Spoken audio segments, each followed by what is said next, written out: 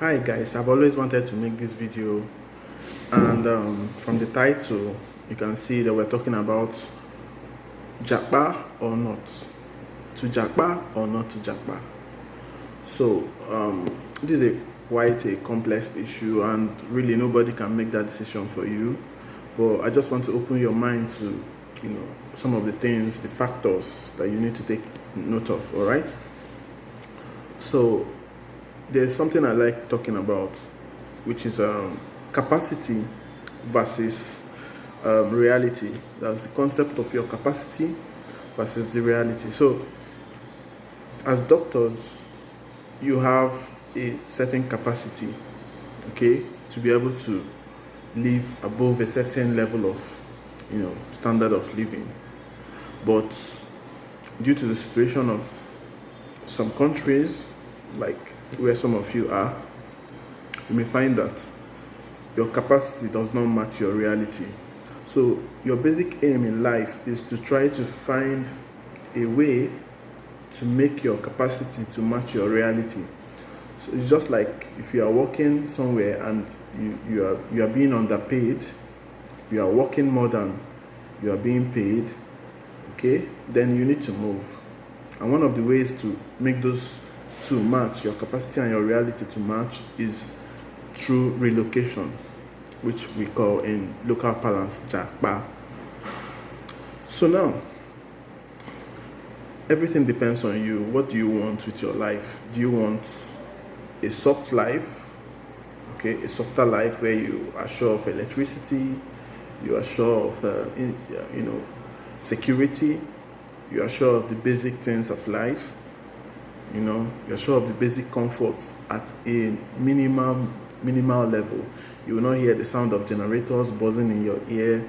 You will not hear the nonsensity of traffic jams and the craziness and madness that follows, the overcrowdedness, the slums, the ghettos, where some of our colleagues as doctors live, So these are some of the issues you want to consider before you decide whether you want to relocate or not, okay? Then also, with your current salary, can you afford the life that you really want? You want to get a car. How long will you save before you can get a car? Some people have to save for like 2 years, 3 years before they can get a car. A doctor that is working in Nigeria, okay? So many other factors. You want to rent a good house, maybe a 2-bedroom flat. You want to get married. How long will it take you to do that basic thing like getting married? Okay, you now have kids and you want to put them in good schools. How long does it take you to save your house rent? How long does it take you to pay that school fees? And these are some of the challenges, because as the kids grow, more challenges, more expenses. These are all considerations you need to put in mind, okay? So ask yourself, if I keep earning this, or even if it adds little by little, what is my career progression? Plot it out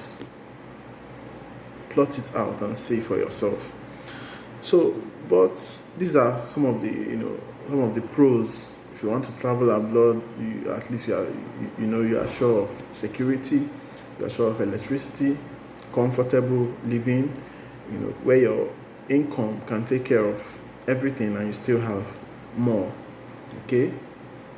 If you have family that you need to support over there in Nigeria, you can easily do that because you are well above a certain level of income, all right? But there are also some cons of traveling abroad. Some people tend to miss home. If you are the type that like to socialize a lot with your colleagues from Nigeria, your friends are in Nigeria and all that, you may miss home. Some people even go into depression from loneliness in some places. Some countries are very cold, so imagine being in the cold, being lonely, and you don't have friends. These are some of the challenges that some people face. Actually, yes, they are true. And you can also face racism depending on where you went to.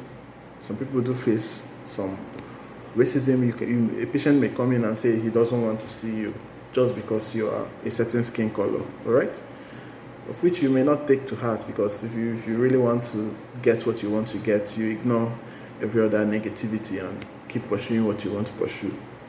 So these are some of the challenges. And of course, as you don't there abroad, as you don't ring for ears, say you there abroad, people at home will come with their own billings. So billings go just multiply. Billings go multiply. And if you don't control it, it can get out of hand. Okay? So these are some of the challenges that you need to be aware of. And also, there's the issue that as a doctor, if you want to further your education, you may not easily get the specialty that you are aiming for. Okay? You may not easily get that specialty you are aiming for. So you may have to go for an alternative specialty just to make it easier for you.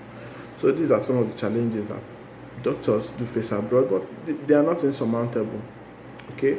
So ultimately, whichever way you choose, stay or go, they all have their pros and their cons. In Nigeria, if you are earning 600k, you can comfortably live a good life.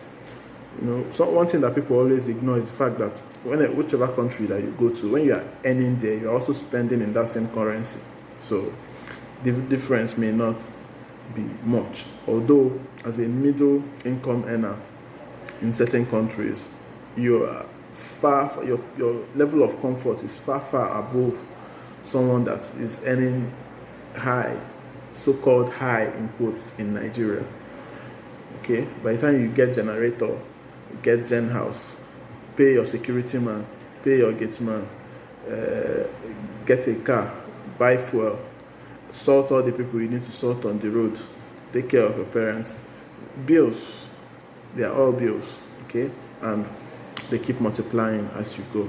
Anyway, the choice is ultimately yours. You make the decision whichever way you want to go, and you have to think about your life and know what you really want with your life. It's not a decision that you make in a day. It's a decision that you have to also talk to God about. Okay, reason with God, reason with your spirit, and know what you really want with your life ultimately.